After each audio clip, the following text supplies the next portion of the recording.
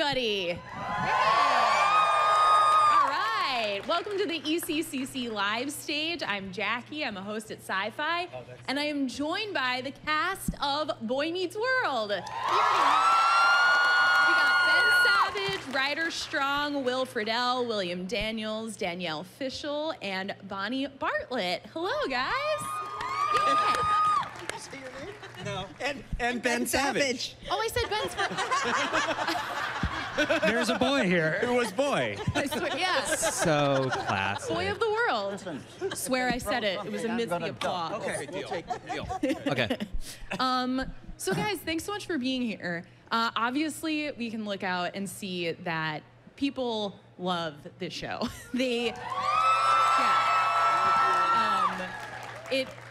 Even decades now after it was on, it resonates. Why do you guys think that is? If you could or had to put your finger on it, why? I know my answer. I guess everyone's looking at me. Yeah, you know, it's funny because Boy Meets World was actually not a huge hit when it was on the air. We were part of the TGIF lineup, and we were sort of the lesser hit on the TGIF lineup. We used to joke that they could show Static for half an hour and it would get better ratings than us. Because like the bigger hits were, you know, Sabrina the Teenage Witch, Family Matters, there were a lot of shows.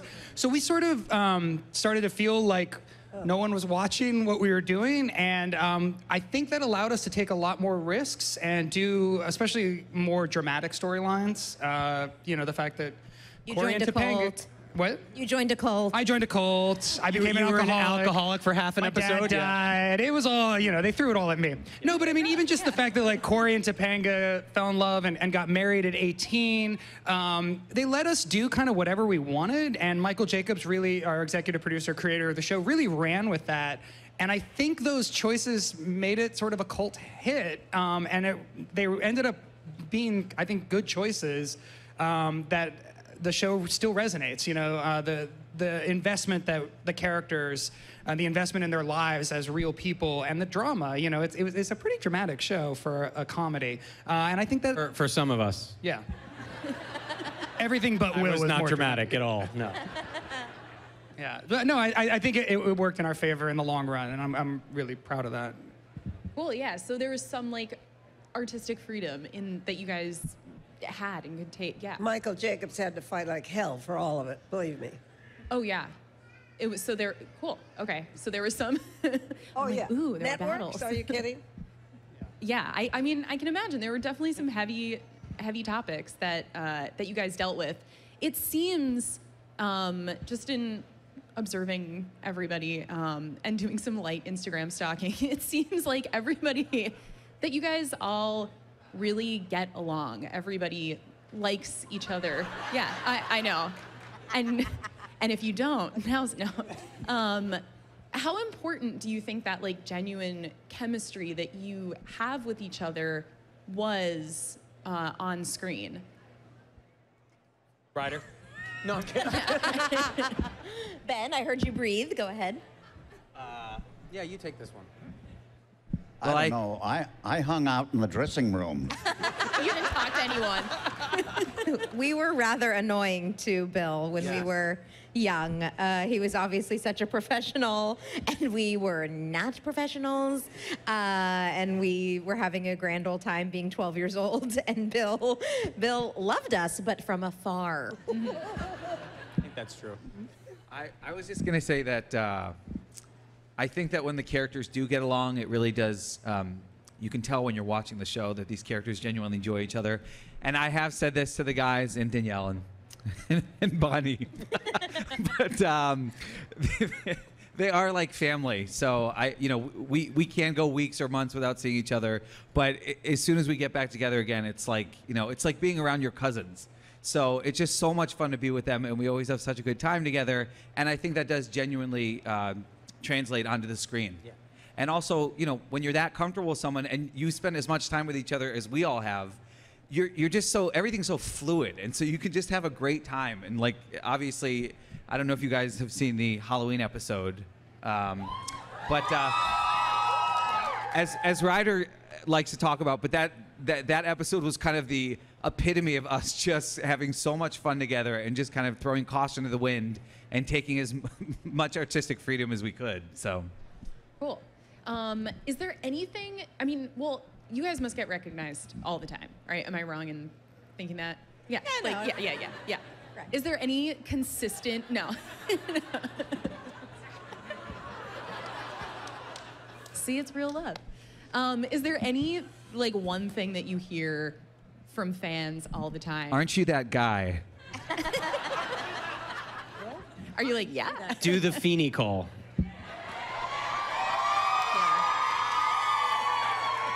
Ryder, what do you get? I don't really get like a consistent. Really? No, I think if I had hair still, like the long hair, I'd get do the hair thing. Oh, 'Cause yeah. That's what I used to get all the time when I was a teenager. But I get luckily I cut that. underpants a lot. People drive by me on the street and just yell underpants. Really? Is that true? That's Yeah. for a different reason, though. No, they're like literally your underpants. Fix. Danielle, do you get any? From girls and women, I get, which is my favorite thing to hear, I get like, you were my first feminist role model, which I love, because that's the one that means the most to me. Yeah. So yeah, that's the one I get all the time, and I love that one. Bonnie? What? No. Do people always come up to Bill and ask him to say something from from any of his shows, actually? All the Did time. I just take over this All interview? the time. I mean, I can't begin. But from this show, it was the Feeny. But it was. It's mostly people really being very just loving and serious and. Oh, you made my life, and what you've. I mean, I cannot. begin to I tell hear you. all the time about Bill. I became a teacher because of Mr. Feeny. Yeah, I've heard of that, So too. I would be very surprised if Bill does not hear that all the time, because there are a lot of teachers out there because of Bill. Yeah. I also hear that a lot of people come up and say, I became a secret agent for the government that drives around in a car that talks because of Bill. I get that a lot, too. Yeah. Okay, so can each of you guys tell us how you came to be on the show? What was your casting or audition process like? How did you come to Boy Meets World? You start. Well, your boy. Yeah, boy. I'm sure these guys have much more interesting stories. I auditioned. So just so they you know, loved when- me. I was speaking for Ben. I auditioned. They loved me. No, they cast me. Ben didn't audition. The show was created for Ben. Yeah. So what he's not saying is true. that when I auditioned for the show, the script said the Untitled Ben Savage Project. Right. So it didn't have a name at first. Yeah. So I don't know why he's being coy about this, Yeah. but it was his show. So humble. And basically, ABC wanted to have a show for Ben because he was such a cute, awesome actor. And they created Boy Meets World, and they hooked him up with Michael Jacobs. And the two of them had a meeting, and it was great from there. Stood on my desk. Yeah, Wait. Do Michael. That was no, great. That's his impression of Michael Jacobs. That sounded like a Michael with Batman a little bit. I'm more into. Can you tell them the story about the brothers, but also the two friends? Yeah, so I just auditioned. It was pretty straightforward Hollywood, whatever. I auditioned and got the part, and story. yeah, but originally there were supposed to be two best friends, and so if you watch the pilot, there's another kid named Chauncey Leopardi who is still acting, as far as I believe. I haven't seen him for years, but so it was the three of us, and then they decided, let's keep shaking it up, and so every week we would have a new best friend. So if you watch the first season, there's always like another guy. And they kept firing them, and there was a chair in the cafeteria where they would sit, and we just started calling it the death chair. Because anybody who sat there was gone the next week, if they even made it to the end of the show. Well, that's it. Yeah, and then there was the one week where the guy didn't. They fired him halfway through the week, and then that's when Sean became. They just Sean. gave all his lines to Right. Ryder, and that was it. I did not know this because my first episode was like the 4th or the 5th episode of the first season, and I wasn't aware that they had already 4 or 5 kids come through. And I remember sitting in the cafeteria and Ben saying, "Oh, don't sit in that chair. Don't sit in that chair," and being like, "What's wrong with this chair?" And everyone being like, "Oh, no, that's the chair of death." Being like, I don't want to sit in that chair. So I didn't. Was there ever anyone that you were like, sit in that chair? No. Nice. Yeah, but you haven't heard of him. Not that we'll admit to. I actually got the part, believe it or not, they shot the pilot and there was another Eric Matthews. There was a different guy who played Eric. Weird. And he was, just from everything we heard, he was a fine actor. It's just that he and Ben were like the same height. And they wanted him to be the older brother, so they realized that they needed somebody taller. So I always say, if that kid's 6 inches taller, I'm not sitting here right now. And it's true. Wow. So you just never know how it's gonna work. Yeah. There was a different father, too. Yeah, Matt McCoy was the original father, yeah. Wow. They're all actually in the pilot. Is this? No, well, No. in the pilot, they went off and they shot a pilot with some different cast members that then was like an internal pilot for ABC. It never aired, but then they picked the show up. So by the time I got the show, it had already been picked up for 13 episodes.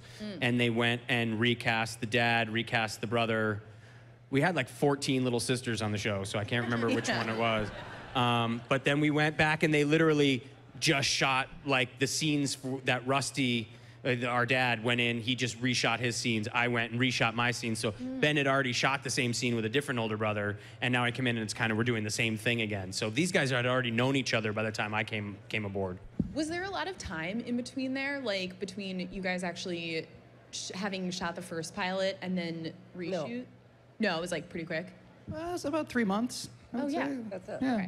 Okay. Interesting. So we have obviously Boy Meets World, then Girl Meets World. Yeah.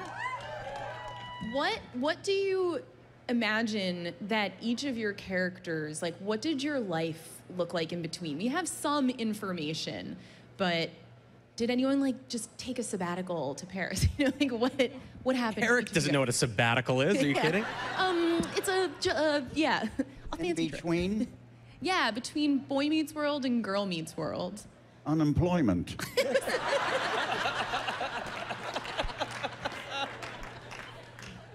That's it? That works. Yeah, I mean, Topanga and Cory were obviously raising kids. Yeah. Because by the way the ages worked out, it seems as though like the minute Boy Meets World went off the air, they found out they were gonna have a baby, and then they had Riley. So she was obviously raising a family. Becoming a lawyer. Becoming a lawyer. Yeah, Yeah. exactly. It's a huge piece of it. Do you guys have a scene or an episode or a moment that stands out to you still as a favorite for any reason, for on-camera reasons or off-camera reasons? Off-camera reasons. I have one. You have a favorite Yeah. moment? My favorite moment for me is one that actually made the show, but it shouldn't have, was it was really Danielle Ryder and I who could not hold it together as Eric was stuck in a couch.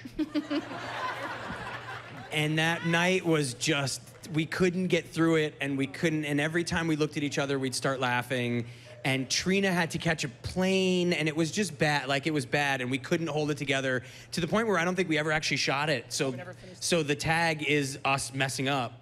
And I always think about that because it's just, what you see is what you get. It's pure joy. It's just us with the giggles, and we couldn't stop. And I always think about that as just a wonderful moment on the set for me. Yeah. You weren't there. Your favorite scene I wasn't in. I know. Well, that's true. Well, I'll just say quickly that for me, it was the final scene of the series. But just because I remember when we shot that scene, and normally when you're shooting a sitcom, you do several takes of a scene in order to make sure you get it properly. But we did one take of that scene. And I remember I had been thinking about that scene and filming it that entire night because I knew it was our last episode. I knew it was our last day. So I'd been thinking about it. And we did it one take, and I was like, okay, like I don't have to emotionally prepare for this show ending because we're gonna do it a few more times. And then they said, we got it, we're done. And I remember thinking, wait. And it was like, almost like someone saying your childhood is over. It's like you have to become an adult now. And I remember thinking, I just need one more take. I just need to do it one more time. So I'll always remember that exactly how I felt that night. You should talk about it, too. What? You should say something about that, About the last scene. The final scene. well, I was the teacher, Feeny, and They left the classroom, and I was left alone. And I looked out at the empty room, and I said, "And I love you too." And that was very moving for me. Yeah. They were gone. I was alone. And I think I had been rather hard on them sometimes. Well, they fooled around a lot, you know what I mean? Yeah. But anyway, it was a nice moment, and I enjoyed doing that. There were many moments, but that's the one that comes to my mind. Yeah. Oh, well, never mind. One of my favorite moments was when I cut my hair. Just because I had really wanted to cut my hair for a really long time, and Michael was like, "Don't cut your hair, I like your hair long," and I was like, "Please," and he said, "Okay, if you're gonna do it though, let me write an episode about it." And I said, "Okay," so I had to wait until for the months to pass for us to get back into filming, and then that's the episode he wrote. And our director, Jeff McCracken, we would shoot it up to the point of me cutting my hair because I really cut my hair, and once it's cut, there's no adding hair back. So we would shoot it up to the point of me cutting, and he would say, "Okay, so I'm just gonna yell, stop, and then you don't cut, and then we'll go back to the beginning." But he was so afraid that I was gonna get like so swept up in the moment and cut my hair anyway. His yelling stop was like, "Stop!" And like he'll come running out from behind. He was like, "I'm not gonna do it. I like settle down. It'll be fine." And then I remember the moment when he didn't scream stop and come running in, and I knew, oh, now I'm just supposed to cut it. I had this moment like, are you sure? Is this really the moment? And yeah, so that one stands out for me. So you actually did. Yeah, Oh. I cut my hair. And right before I did it, Michael came out and he was like, "Show me where on your shoulder. Show me where. Where are you going to cut it? Where are you going to, right here? Where are you going to do it?" And I was like, "Right here." He's like, "Too short, longer. Go a little longer. No, right there. No, right here. Show me where." I was like, I have the power at the end of the day. Yeah. At the end of the day, I've got these scissors and there's nothing you can do about it. So obviously, Mr. Feeny gives phenomenal advice throughout the show. What? You give great advice. Advice.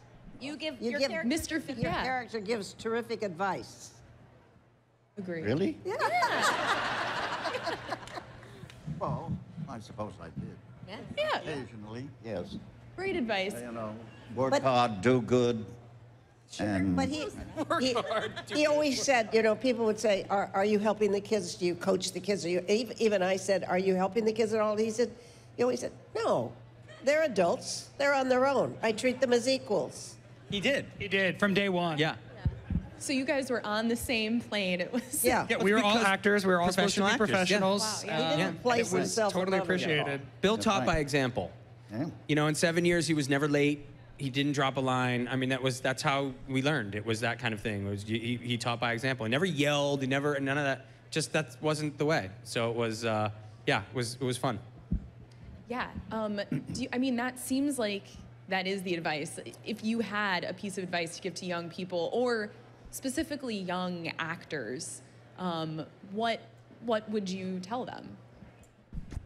Yeah. I would say if you were interested in acting, you act every chance you get, anywhere, somebody's living room, a classroom.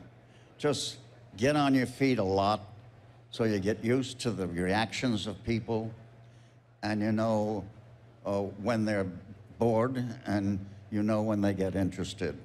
And it's a good thing. I think it's a good piece of advice for young actors to act wherever they can, whenever they get a chance, because it's a highly competitive, overcrowded business, and they need to do that.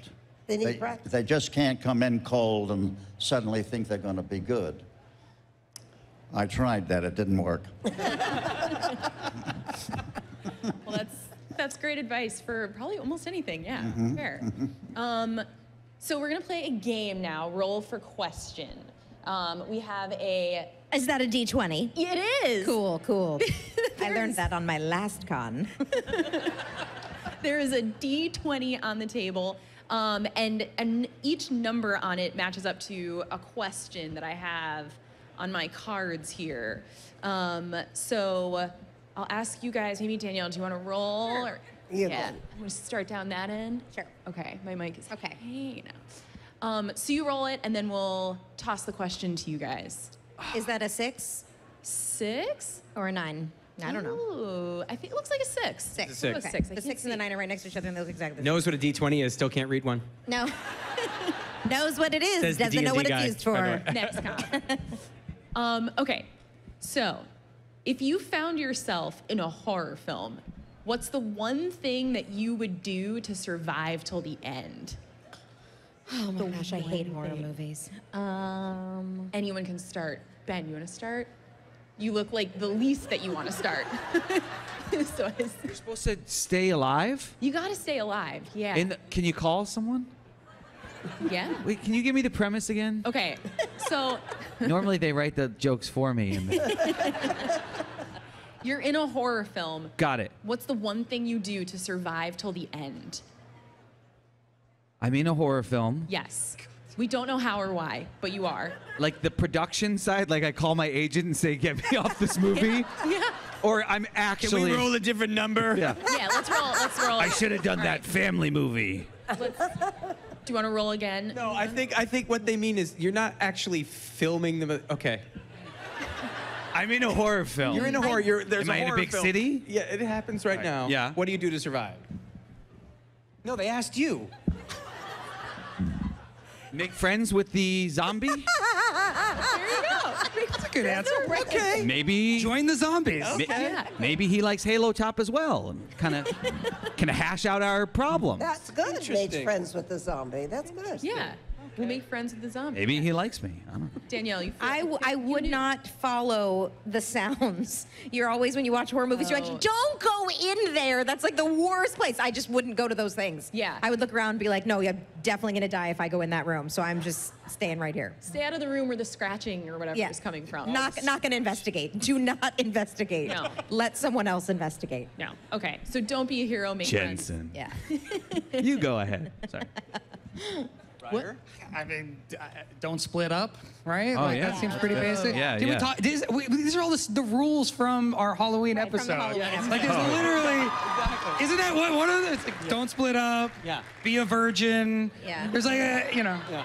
Be a virgin. I love that. figure that out. Figure that out somehow. Be a virgin. All right. Let's roll. Do we want to roll again? Yeah. Yeah, roll. Okay. Let's have Bonnie or Bill roll. Yeah. 6. Get me off. 18. 12. No, 12. 12. Eh. Okay. She really can't read. No, it's 18. I can see it from here. No, it looks like it, but Oh, it's is it 12. 12? It Here is it 12. is, See, it 12, really right did. at the top. Yeah. 12. No. All right. So 12. Okay. Did we land on 12? We landed Let's on 12. do this. For sure. Okay. You're in a 12 horror. it looks like eyesight. 18. All right. In board games, are you a go with the flow or I will flip this board? Those are the two options? That's it. Who's the angry guy we're playing with? Me, I will flip this board. Are you?